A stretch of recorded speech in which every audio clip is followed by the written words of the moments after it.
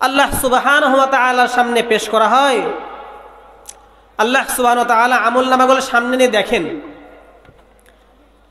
দেখে যখন দেখেন সগীরা গুনাহ, কবিরা গুনাহ, বিভিন্ন গুনাহ, শিরিকের গুনাহ নাই, আল্লাহ সুবহানাহু ওয়া তাআলা মুস্কি একটা হাসি দিয়ে বলেন, যা মাফ করে দিলাম।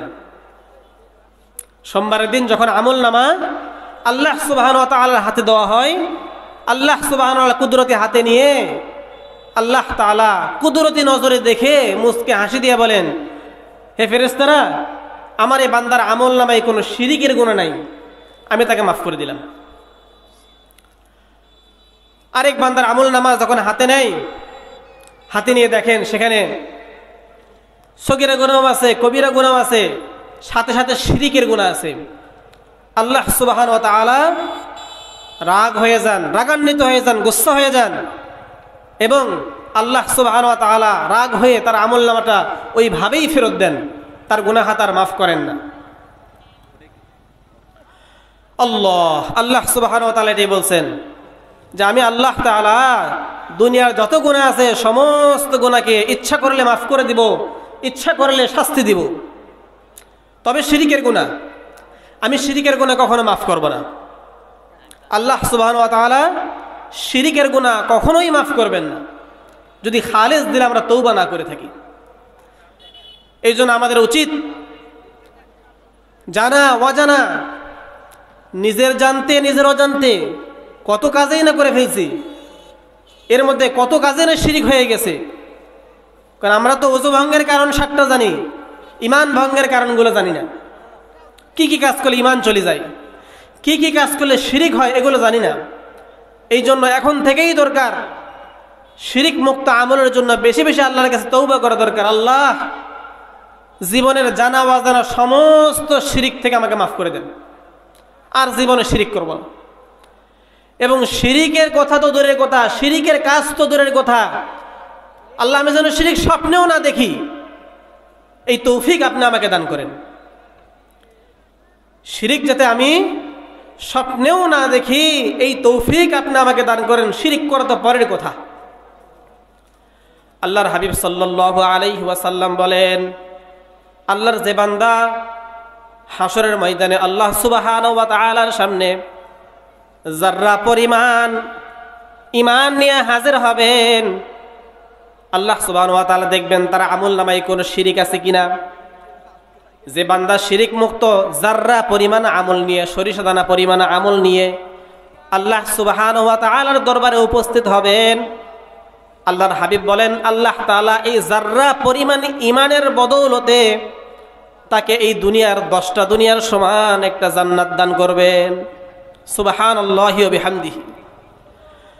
ঈমানের কত দাম, ঈমানের কত দাম। এই মূল্যবান ঈমান নষ্ট হয় শিরিকের মাধ্যমে।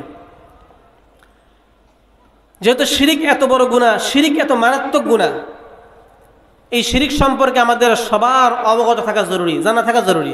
শিরিক কি জিনিস, শিরিক কাকে বলে, শিরিক কিভাবে হয়, কোন কোন কাজ করলে শিরিক হয়, আর অতীতে যা শিরিক করছি আমি, এই শিরিক থেকে মুক্তি পাওয়ার উপায় কি, অত্যন্ত জরুরি আলোচনা।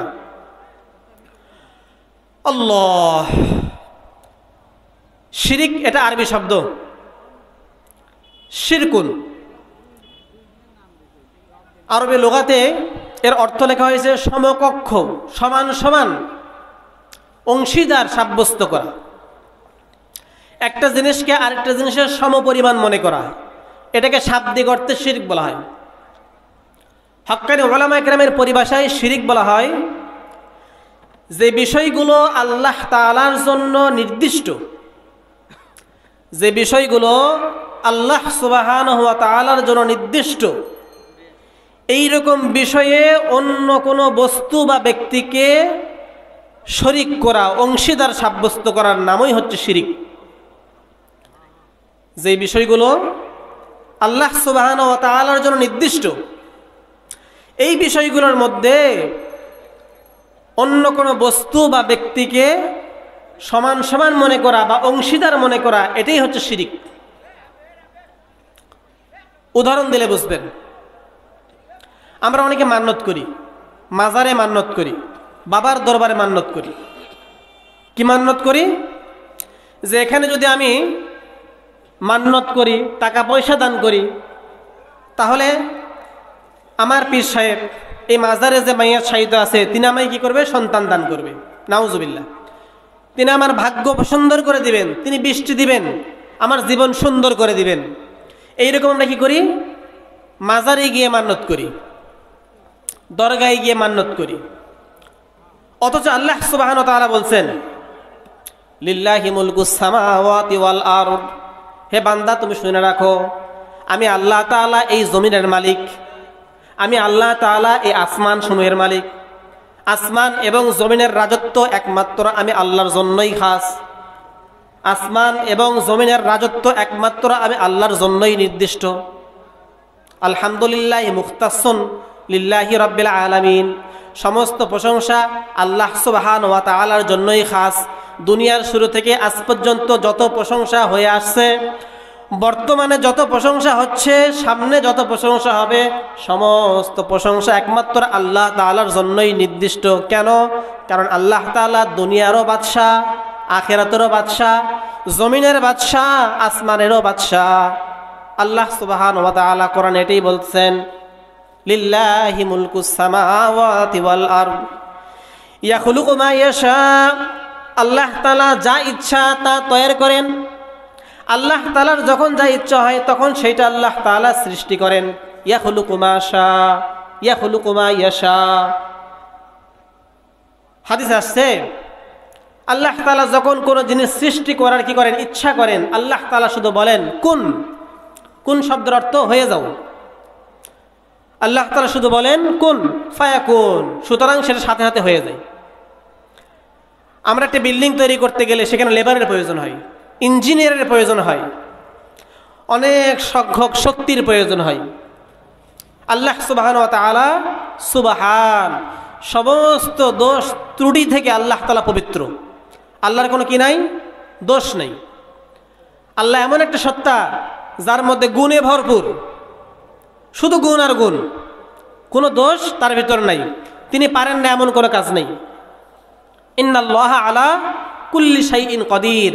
আমাদের কোরআনুল কারীমের মধ্যে আল্লাহ সুবহানাহু ওয়া তাআলা নিজেই বলতেছেন, আল্লাহ পারে না এমন কোনো কাজ দুনিয়াতে নাই। পারলেই যে সব কাজ করতে হয় বিষয়টা এমন না। তো একজন জিজ্ঞাসা করছিলেন যে আল্লাহ তো মিথ্যা কথা বলতে পারে? আরেকজন জিজ্ঞাসা করে, আল্লাহকে চুরি করতে পারে? আল্লাহ, কঠিন প্রশ্ন না? অনেক কঠিন প্রশ্ন। আল্লাহ তো বলছেন আল্লাহ সব কাজ পারে, তা আল্লাহকে চুরি করতে পারে নাকি? আল্লাহ মিথ্যা বলতে পারে? আগে তো আল্লাহ বলে আসছেন আমি আল্লাহ সুবহান, সমস্ত খারাপি থেকে পবিত্র। এখন আল্লাহ বলতেছেন আল্লাহ সব কাজ পারে, তাহলে আল্লাহ তাআলা হয়তো চুরি করতেও পারে। মুফাসসিরিন এখানে লিখছেন আল্লাহ তাআলা চুরি করতেও পারে, মিথ্যা বলতেও পারে, কিন্তু আল্লাহর শান শৌকতের কারণে আল্লাহ কখনো মিথ্যা বলেন না, আল্লাহ কখনো চুরি করেন না। তার প্রয়োজন নেই, জরুরত নেই। পুরা পৃথিবীর মালিক যে, তার কি চুরির প্রয়োজন আছে? মিথ্যা বলার প্রয়োজন আছে? সন্ত্রাসী করার প্রয়োজন আছে? নাই। আল্লাহ তাআলা সব কিছুর শক্তি রাখেন, কিন্তু আল্লাহ তাআলার শানে, আল্লাহ তাআলার প্রেস্টিজে যেটা শোভা পায় আল্লাহ সেইটাই করেন। বাকি যেটা আল্লাহ তাআলার শানের খেলাফ, আল্লাহ এই কাজটা কখনোই করেন না। আল্লাহ চাইলে আসমান থেকে ধর করে টাকা পয়সা ফালা দিতে পারেন না আমাদের সামনে? আল্লাহ পারেন, কিন্তু আল্লাহ তাআলার এটা দুনিয়ার নিজাম না। ওই যে পরীক্ষার হলের নিয়ম আছে না, পরীক্ষার হলে গেলে স্যার ম্যাডাম ঘুরতেছে মাঝখান দিয়ে, ইচ্ছা করলেই কিন্তু কিছু প্রশ্ন বলে দিতে পারে, কিন্তু বলে দেয় না। কেন? এটা বলে দেওয়ার জায়গা না, এটা পরীক্ষার জায়গা, এটা পরীক্ষার হলের সিস্টেম। আল্লাহ তাআলা আমাদেরকে দুনিয়া নামক জায়গায় পরীক্ষা করার জন্য পাঠাইছেন, যে বান্দা তোমার হাতে শক্তি দিছি, চোখে দৃষ্টি শক্তি দিছি, জবানে কথা বলার শক্তি দান করছি, সুন্দর একটা সুস্থ মস্তিষ্ক দান করছি, যে মস্তিষ্কের মাধ্যমে এত বড় বড় প্রাণীকে তুমি আয়ত্ত করতে পারো। হাতিকে একজন মানুষ আয়ত্ত করে ফেলে, কত বড় বড় ষাঁড় মহিষ তাদেরকে মানুষ কি করে ফেলে? আয়ত্ত করে ফেলে। কত বড় হাতি দেখেন না, রাস্তা চলতেছে, মাথার উপর একজন পিচ্চি মানুষ বসে রয়েছে। এত পিচ্চি একটা মানুষ এত বড় শরীরওয়ালা, এত শক্তিশালী একটা প্রাণীকে কন্ট্রোল করতেছে। কিসের কারণে ভাই? ব্রেন। আল্লাহ তাআলা এত বড় সম্পদ আমাদেরকে দান করছেন, আলহামদুলিল্লাহ, শুকরিয়া আদায় করা দরকার, আলহামদুলিল্লাহ। আল্লাহ। তো যে আলোচনা করতেছিলাম শিরিক, শিরিক হচ্ছে জগতের বড় গুনাহ। শিরিক কি ভাই? জগতের সবচাইতে বড় গুনাহ। সূরা লুকমানে আল্লাহ সুবহানাহু ওয়া তাআলা লুকমান হাকিমের এই কথাটাই নকল করছেন, ইন্নাশ শিরকা লাযুলমুন আযীম। দুনিয়ার মধ্যে যত বড় বড় অপরাধ আছে তার মধ্যে সর্বশ্রেষ্ঠ বড় অপরাধ হচ্ছে শিরিক। শিরিক আরবি শব্দ, শিরিক শব্দের শাব্দিক অর্থ বললাম কাউকে সমান সমান বানানো, অংশীদার সাব্যস্ত করে, এটা শাব্দিক অর্থ। পরিভাষায় শিরিক বলা হয় আল্লাহ তাআলার জন্য যে বিষয়গুলো নির্দিষ্ট, এই বিষয়গুলোর ভিতরে অন্য কোনো ব্যক্তি বা বস্তুকে সমান সমান মনে করা বা অংশীদার মনে করা। যেরকম উদাহরণস্বরূপ বলছিলাম, সন্তান দেওয়ার মালিক আল্লাহ সুবহানাহু ওয়া তাআলা। আল্লাহ সুবহানাহু ওয়া তাআলা বলেন, লিল্লাহি মুলকুস সামাওয়াতি ওয়াল আরদ ইয়াখলুকু মা ইয়াশা ইয়াহাবু লিমান ইয়াশাউ ইনাসাও ওয়া ইয়াহাবু লিমান ইয়াশাউ যুকুর। আল্লাহ সুবহানাহু ওয়া তাআলা বলেন, আমি আসমান এবং জমিনের বাদশা, আমি আসমান এবং জমিনের বাদশা। আসমান জমিনে আমার যা মনে চায় আমি সৃষ্টি করি। আমি যাকে ইচ্ছা কন্যা সন্তান দান করি, যাকে ইচ্ছা পুত্র সন্তান দান করি, আবার যাকে ইচ্ছা কন্যা সন্তান পুত্র সন্তান উভয় দান করি, আবার যাকে ইচ্ছা চির বন্দা করে দুনিয়াতে রেখে দিই, কোনো সন্তান দেই না। তাহলে আল্লাহ সুবহানাহু ওয়া তাআলা কোরআনে বলতেছেন, কন্যা সন্তান কে দেয়? আল্লাহ দেয়। পুত্র সন্তান কে দেয়? আল্লাহ দেয়। কন্যা সন্তান পুত্র সন্তান উভয়টাকে কে দেয়? আল্লাহ দেয়। আর সন্তান দেন না সেটা কে? আল্লাহ। তাহলে সন্তান একটা দেনেওয়ালাও আল্লাহ, অনেকগুলো দেনেওয়ালাও আল্লাহ, না দেনেওয়ালাও আল্লাহ। এই বিষয়টা আল্লাহ তাআলার জন্য খাস, একমাত্র আল্লাহই সন্তান দিতে পারে।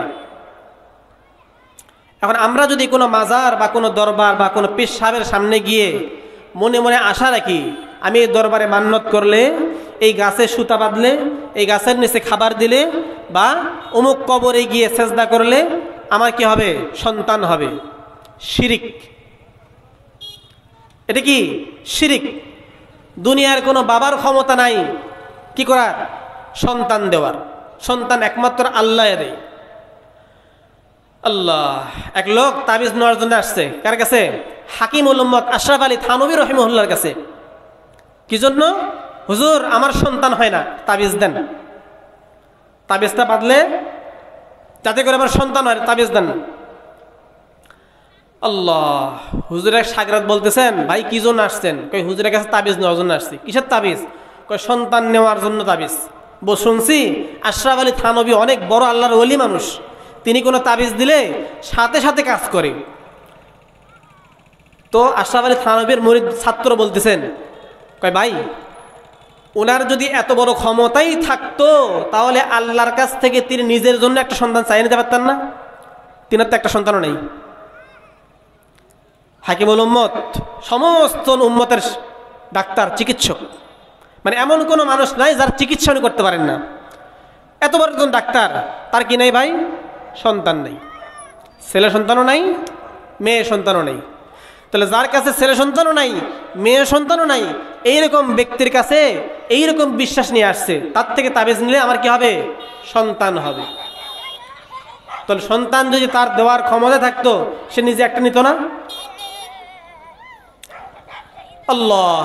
আমাদের হাবিব, আমাদের নবী, আমাদের ধর্মের শ্রেষ্ঠ সর্দার নেতা মুহাম্মদুর রাসূলুল্লাহ সাল্লাল্লাহু আলাইহি ওয়াসাল্লাম, তিনার পুত্র সন্তান একটা হওয়ার পরেও মারা গেছেন। এরপরে কন্যা সন্তান হয়েছে। তো কাফেররা সমালোচনা করতেন যে দেখো মুহাম্মদ বলে আল্লাহর নবী, এত বড় নবী হওয়া সত্ত্বেও তার কোনো পুত্র সন্তান নাই। তিনি দুনিয়া থেকে চলে যাওয়ার পরে, ফারেক হওয়ার পরে ইসলাম তো নষ্ট হয়ে যাবে। কারণ পিতার বংশ পরিক্রমা ধরে রাখে কে? সন্তান। তো মুহাম্মাদের তো কোনো সন্তান নাই, পুত্র সন্তান নাই, তার ইসলামকে প্রচার করবে কে? প্রসার করবে কে? হাসাহাসি করত। নবী হইলেও তিনি মানুষ, তো অন্তরে কষ্ট লাগছে, অন্তরে কি পাইছে? একটু ব্যথা পাইছে। আল্লাহ তাআলা দেখছেন যে আমার হাবিব মনে কষ্ট পাচ্ছে, সান্ত্বনা দেন, ইয়া হাবিব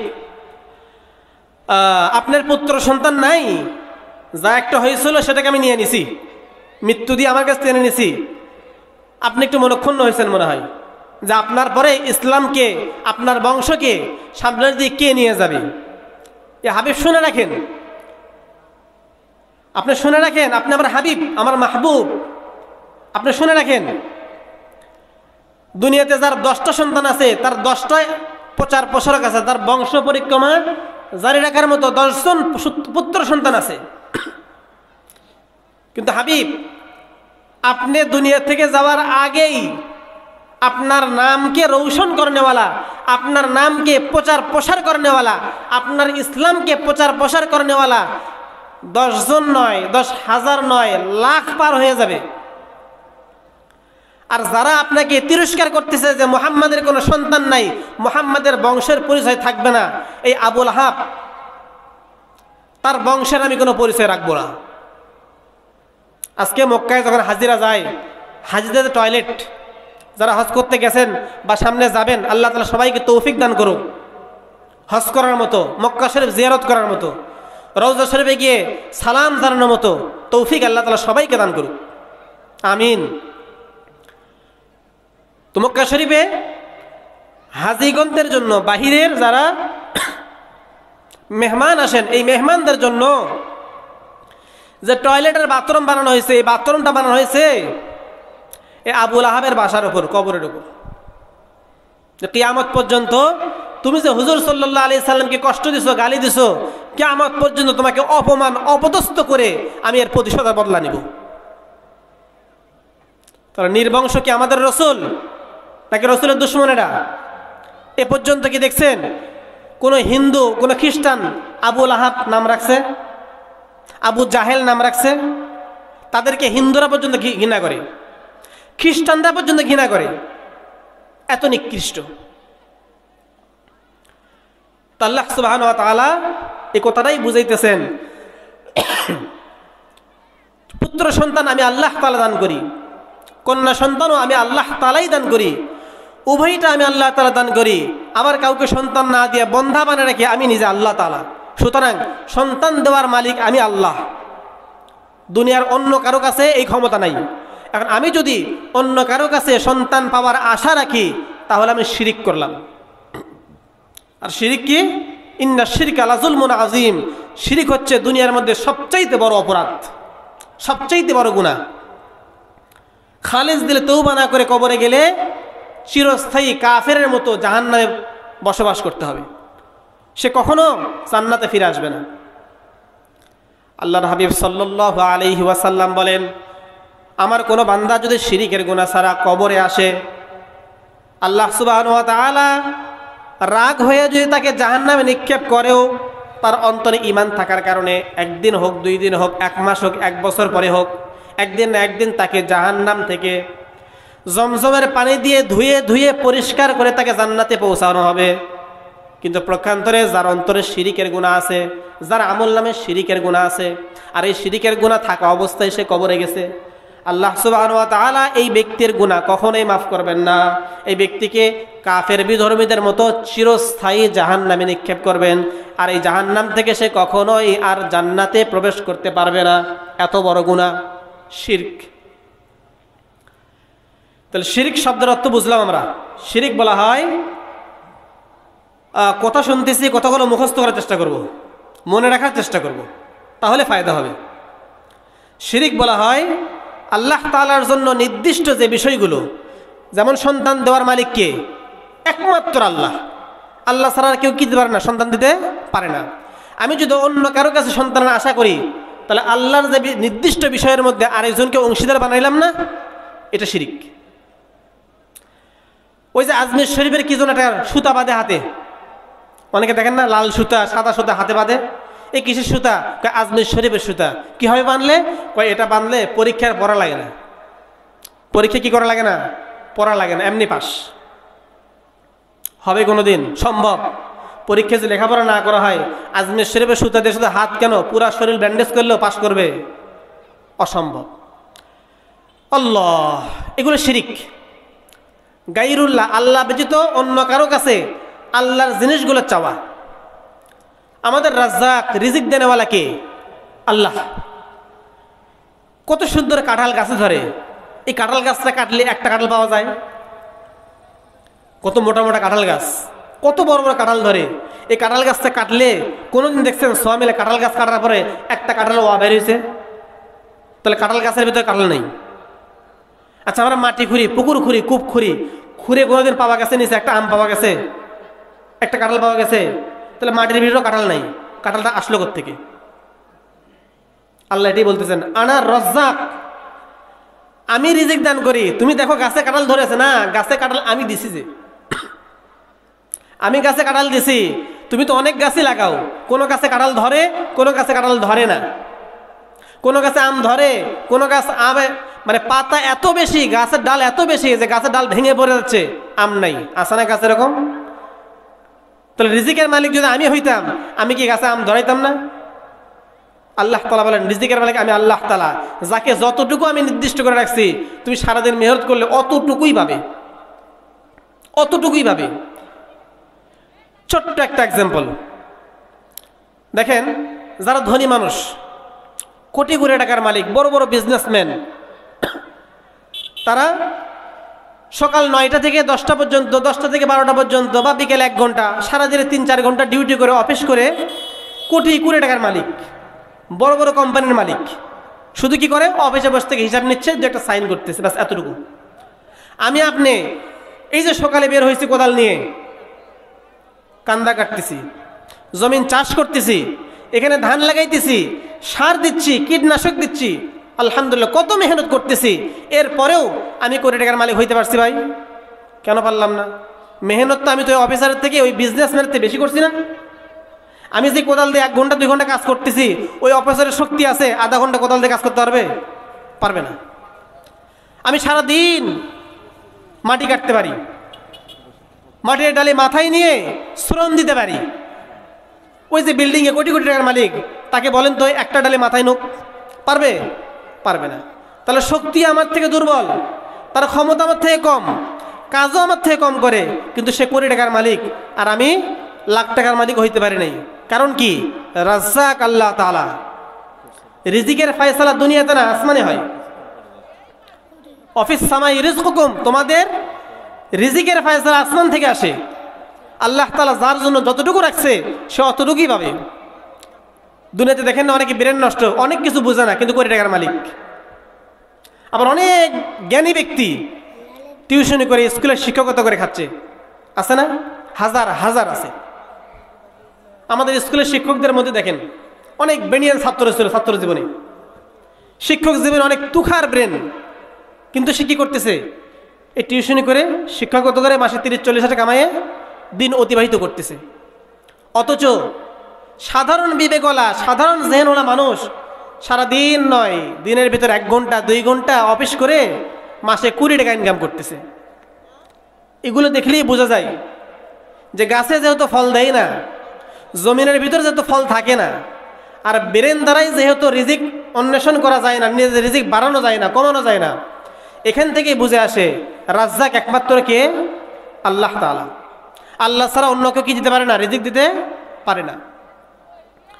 আল্লাহ সুবহানাহু ওয়া তাআলা এই কথাই বলতেছেন, রাজ্জাক আমি আল্লাহ তাআলা, একমাত্র আমি আল্লাহ তাআলাই রিজিক পৌঁছাই। সুতরাং এই রাজ্জাক বা রিজিকের ফয়সালার জন্য আমি আল্লাহ সুবহানাহু ওয়া তাআলা ছাড়া কোনো পীরের কাছে রিজিক চাই, কোনো গাছের গোড়ায় ওই যে সিন্নি দিই, তারপরে ডিম বাতাসা দিয়ে আসি, কি জন্য? আল্লাহ আমার অভাব দূর করবে, গাছে অভাব দূর করবে। অথচ আল্লাহ কি বলেন? রিজিক আমি আল্লাহ দিই, কাউকে ধনী আমি আল্লাহ বানাই, কাউকে গরিব আমি আল্লাহ বানাই, কাউকে মুসিবত আমি আল্লাহ দিই, কাউকে মুসিবত থেকে রক্ষা সেটাও আমি আল্লাহই করি। তাহলে কোনো গাছ কি করতে পারে না? রিজিক দিতে পারে না, কাউকে মুসিবত থেকে বাঁচাইতে পারে না। তো রিজিক দেনেওয়ালা একমাত্র আল্লাহ তাআলা। আমি যদি কোনো গাছকে, কোনো পীরকে, কোনো মাজারকে, কোনো দরগাকে রিজিকের ফয়সালাকারী মনে করে সেখানে মান্নত করি, আর মনে মনে আশা রাখি এই বাবার দরবারে মান্নত করছি, যার কারণে আমার অভাব দূর হবে, আমি শিরিক করলাম। ইন্না শিরকা লা যুলমুন আযীম, শিরিক জগতের বড় গুনাহ, অনেক বড় গুনাহ। এই জন্য রিজিক চাইতে হবে কার কাছে? আল্লাহ তাআলার কাছে। নামাজ পড়ে হাত তুলে কান্না করতে হবে, আল্লাহ আমার রিজিকের অভাবে আছি, আমাকে রিজিক দান করেন। আল্লাহ সুবহানাহু ওয়া তাআলা শেষ রাত্রে প্রথম আসমানে এসে তাহাজ্জুদের সময় বান্দাদেরকে আহ্বান করতে থাকেন, হে বান্দা, তোমার কি রিজিকের অভাব আছে? আমি আল্লাহর কাছে চাও, আমি তোমাকে রিজিক দান করব। মানে তুমি অসুস্থ, আমি আল্লাহর কাছে চাও, আমি তোমাকে শেফা দান করব। তোমার টাকা পয়সার প্রয়োজন, আমি আল্লাহর কাছে চাও, তোমার টাকা পয়সার মধ্যে বরকত দিয়ে দিব। এত বরকত দিব, এত বরকত দিব যে এক পর্যায়ে বাস বলতে বাধ্য হবে, আল্লাহ হয়ে গেছে আর লাগবে না, আল্লাহ হয়ে গেছে আর লাগবে না। আল্লাহ নবীর সাহাবারা আল্লাহ রসুলের কাছে শেখায়ত করতেন, আল্লাহর রিজিক বন্ধ হওয়ার দোয়া করে দেন, আল্লাহর কাছে রিজিক বন্ধ হওয়ার দোয়া করে দেন। আল্লাহ রসুল মানে কেন? কে আল্লাহ রসুল রিজিক এত বাড়তিছে যে এই রিজিকগুলো আমি হেফাজত করতে হয়রান হয়ে যাচ্ছি। আল্লাহ রসুল উপায় শিখে দিছে, তুমি ঘোড়ার পিঠে বসতে খানা খাবা। কোথায় বসতে ভাই? ঘোড়ার পিঠের বসতে খানা খাইবা, তাহলে তোমার রিজিক কমে যাবে। এই ঘোড়ার পিঠে বসতে খানা খাওয়া শুরু করছে, 1 সপ্তাহ 2 সপ্তাহ 1 মাস খাওয়ার পরে আবার আসছে, ইয়া রাসূলুল্লাহ কি দোয়া করে দিলেন, কি আমল শিখে দিলেন, রিজিক তো আর বাড়তেই আছে, থামে না। তোমাকে না বলছিলাম ঘোড়ার পিঠে খানা খাইতে, খাইছো? জি খাইছি। কেমনে খাইছো? ঘোড়ার পিঠে উঠে খানা খাই, 2-1টা খানা পড়ে গেলে নিচে নামি, ওই খানাটা উঠাই, পানি দিয়ে ধুয়ে পরিষ্কার করে খেয়ে ফেলি। এভাবে তুমি খানা খাইলে কিয়ামত পর্যন্ত তোমার রিজিক কমবে না। আমি রাসূল তোমাকে ঘোড়ার পিঠে খানা খাইতে এই জন্য বলছি, তোমার লোকমা থেকে 2-1টা দানা পড়ে যাবে, মাটিতে মিশ্রিত হবে, ময়লা ভরবে, তুমি ওই খানাটা খাবে না। এর কারণে আল্লাহ তাআলা তোমার রিজিকের বরকত কমায় দিবে, রিজিকের বরকত কমাই দিবে। তুমি যেহেতু নিচের পোড়া খাবারটাও তুলে খাও, তোমার রিজিক কখনো বন্ধ হবে না। এই জন্য রিজিক কে দেয় ভাই? আল্লাহ তাআলা দেয়। এটা বারবার বলতে হবে, দিল থেকে বলতে হয়, আল্লাহই দেয় রিজিক, রিজিক আল্লাহই দেয়। আমরা দেখি না রিজিক তো আমার আব্বা আমাকে দেয়, আমার মা খানা পাকায় আমার দেয়, হ্যাঁ? না, আল্লাহ সুবহানাহু ওয়া তাআলা হাদিসে কুদসির মধ্যে আলোচনা করছেন যে আমি আল্লাহ সুবহানাহু ওয়া তাআলার কাছে অনেক বেশি থেকে বেশি দয়া আছে, আমি অনেক দয়ালু, আনার রহমান, আমি দয়ালু। কত দয়ালু? বলে আমার কাছে যত পরিমাণ দয়া আছে, এই দয়াকে আমি 100 ভাগে ভাগ করে 1 ভাগ দয়া আমি দুনিয়াতে বন্টন করে দিছি। এই কোটি কোটি মানুষ, কোটি কোটি জিন, কোটি কোটি মাছ, গরু, ছাগল, যতগুলো প্রাণী আছে, সমস্ত প্রাণীর মধ্যে আল্লাহর 1 ভাগ দয়াকে বন্টন করে দেওয়া হয়েছে। তাহলে ভাই আমরা পাইছি কতটুকু? অল্প না? আল্লাহর 100 ভাগ দয়ার মধ্যে 1 ভাগকে পুরা পৃথিবীর সমস্ত মাখলুককে, মানুষকে না, সমস্ত মাখলুককে, মানুষও পাইছে, গরু ছাগলও পাইছে, মাছ পিপিলিকা তারাও পাইছে। তাহলে আল্লাহ তাআলা এতটুকু দয়া পাইয়ে আমার মা আমাকে কত দয়া করে, আমার পিতা আমাকে কত দয়া করে, একটু খেয়াল করেন আল্লাহ কত দয়া করে আমাদেরকে। এই 1 ভাগ দয়ার এতটুকু পাই আমার মা আমাকে এতটুকু দয়া করে, এত মেহেরবানি, এত দয়া করে। কিন্তু আল্লাহ সুবহানাহু ওয়া তাআলার কাছে আরো 99 ভাগ দয়া রয়ে গেছে। তাহলে আল্লাহ আমার প্রতি কত দয়ালু।